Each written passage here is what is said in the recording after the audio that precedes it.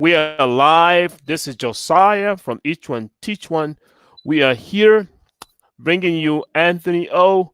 He is a full stack developer and full stack engineer in Nigeria, and we want him to lay down the rules on how he work in Nigeria, and we want him to give us the experience of what it is to work as a developer in the continent. Over to you, Anthony. Break it down to us. Hi, hi, Josiah. My name is Anthony. As Josiah has mentioned, I'm a full stack engineer here in Lagos, Nigeria. Um, I work for a company that specializes in e-commerce, a day-to-day e-commerce model, and my main stacks are React, Redux, React Native, Node.js. I work with Express, MongoDB as well. Um, I I work with a team of 15. Um, I'm basically the front end. I work as a front end guy. Okay, that's very good. Awesome, awesome. So, what kind of experience did you have in school, and how did you get into tech? Tell us what kind of experience you had in school, and how you got into the tech and doing what make you happy. I have always loved tech actually, right from when I was very little. Um, when I started coding, I didn't know what I was going to use it for. I just found it exciting. I Interesting. had friends who were coding, and then I got into it from elementary school. I started using V Basic uh, and Q Basic and languages like that. And then when it was time to get to the university, I wanted to study CS, computer science, but you know how it is in Nigeria. You don't always get the course you applied for. So I got biology. I went on to study biology. And then when I was done with that, I didn't let that stop me. I went back to tech. And then I went with a lot of materials online courses. I subscribed for courses, and then I got myself right back on track. After that, I got my first job, and then my second job, and it's been all good, really. That's awesome. That's a mix. That's Yeah, a wonderful mix of formal and informal education. That's really great. Now, moving yeah. forward, what is your experience in your works in the workspace back there? What experience do you have as far as working with other people, working with team members, and working with a company? What do you want the viewers to take home with, where it comes to a developer, a full stack developer or engineer working in a Nigerian environment with other people, with your manager, with your the company itself or the leadership? If there's anything that's not there in the mix, can you let the viewers know? Okay, I have to say, working as a full stack engineer in Nigeria, it's tough because usually as a full stack guy they expect you to do a lot, to do maybe basically the job of like three people. You might be the one working with the UI, the designs. You might be the one working from as the back end. Sometimes you're the DevOps engineer in Nigeria. um, the work pattern mostly is we work with agile because a lot of things change quickly in work environment. So you have to learn to work with the pace and adapt with the team. So you guys really work with agile methodology in the Yeah, architecture that you yeah, guys use. Okay, yes, go yes. ahead. So my current workplace, I work with a team. Like I said, a team of 15. We have machine learning engineers. We have DevOps guys. We have the UI UX guys, the product guys, and the front end guys, the back end guys. So it's a complete team. We have a good collaboration among us, and we work towards pushing features as fast as we can. All right, that's awesome. It sounds like you guys are pretty busy over there. I just want Yeah. to, I can't wait to be a part of the whole action. And the next question here would be what are the challenges that you face on a day-to-day basis as a software developer engineer in Nigeria? And what other challenges do the companies that you work for, the foreseeable challenges that you see them face in the environment, in the space? Okay. Basically, in Nigeria, um, as a software engineer, you have um, you have a lot of restrictions with getting jobs. Basically, especially if you want to branch out and go out for work to look for jobs in freelancing platforms or look for jobs abroad.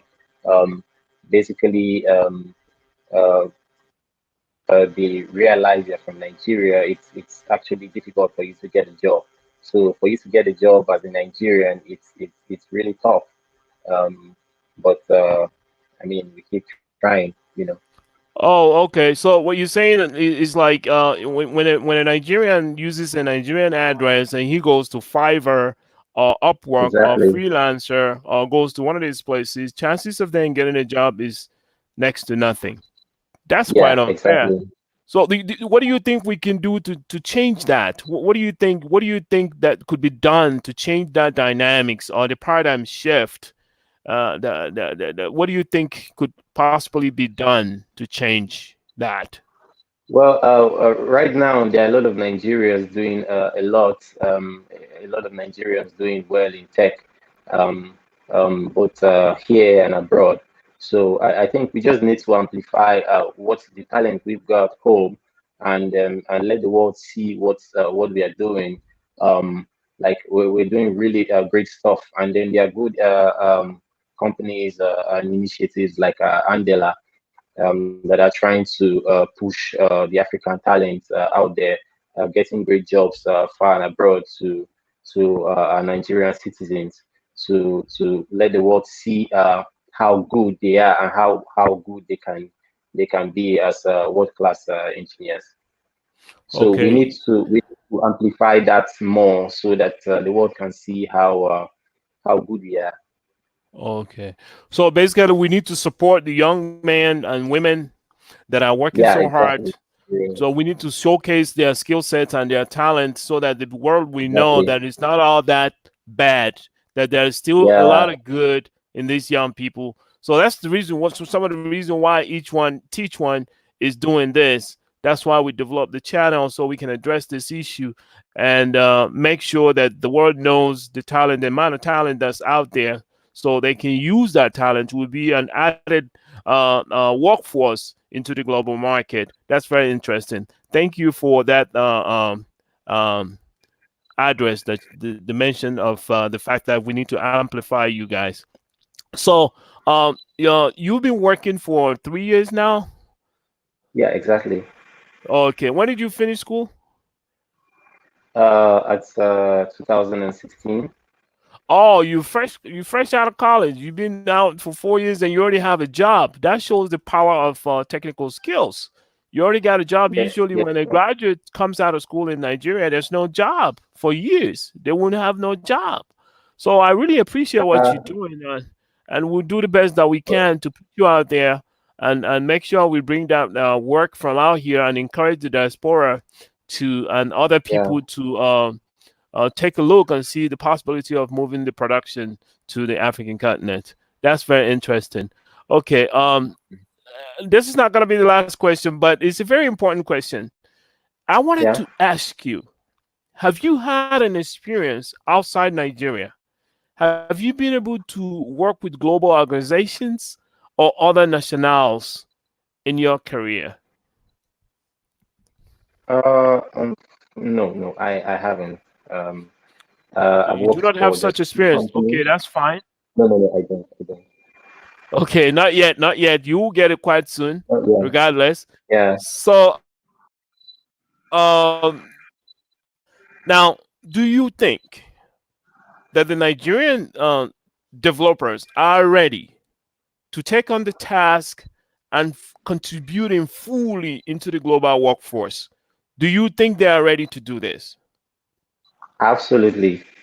Absolutely.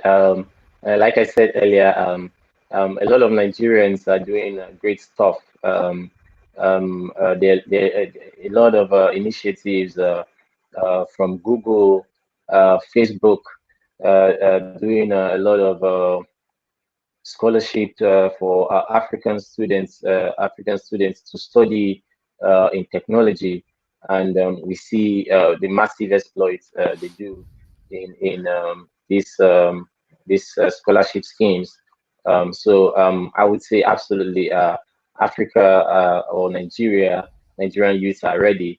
Um, in fact, of recent, we just concluded the challenge uh, from Andela in partnership with Facebook to be able to build skills for SDG in Africa. So, like I said, we're really ready.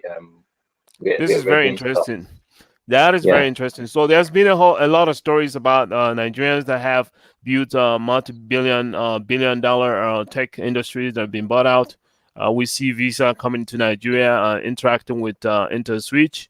That's very clear. We see Jack Dorsey over there hiring exactly. people on the spot. We see Zuckerberg out there planning to move out Yeah, there. We see Google with all kind of hubs and campuses laying around.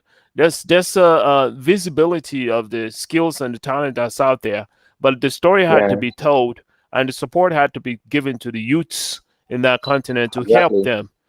It's better that they stay where they are and use technology as an opening out of poverty.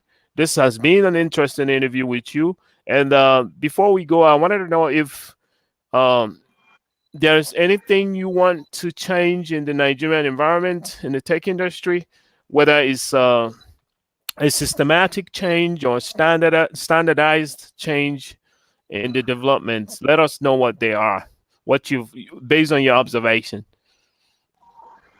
Okay. Well, we as a tech people, we constantly make researches, go online and see what people out there are working with and using. I think one of the advantage we have in tech is we are not restricted by technology because we can use and have access to what people out in other countries and other world and in other parts of the world have access to.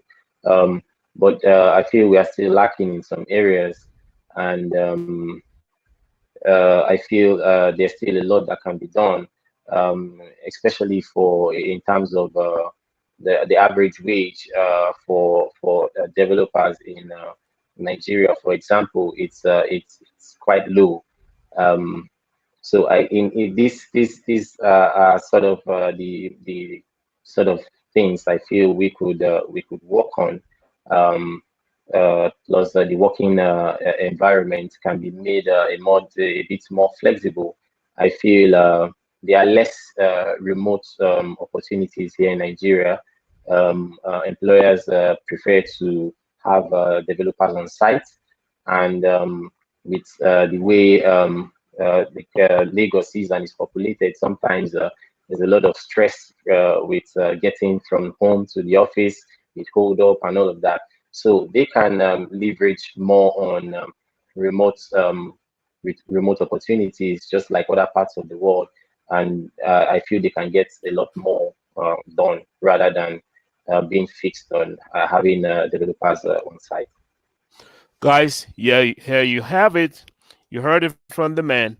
There's a need for remote work, and that means there's a need for technology in that space to bring the teleconferencing in view, where the locals can use them to communicate effectively and do their job. And you heard he said it very clearly. We also need to support the youths.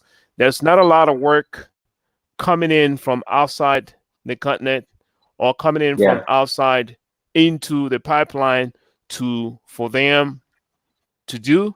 So we need to change that. And he also talked about not able to work on the platform because of his background. We need to change that. So that is something we have to work on, and we need to encourage our tech people to work together and find solutions that will help our youths. Our youths are very important right now. We need to assist them and support them, encourage them, and help them realize the need for them to do for themselves. And that's one of the reasons why each one, teach one, is established to help in that need. We really thank you for showing up, Anthony O, in this interview. We Thank really you very much. appreciate you, My and we pleasure. hope to have another moment with you on each one and teach one. If you have not subscribed, go ahead and subscribe. If you are new, go ahead and subscribe. If you already subscribed, like it, share, and share. Until next time, take care, all. Bye for now. Thank you. Bye, Anthony. Bye.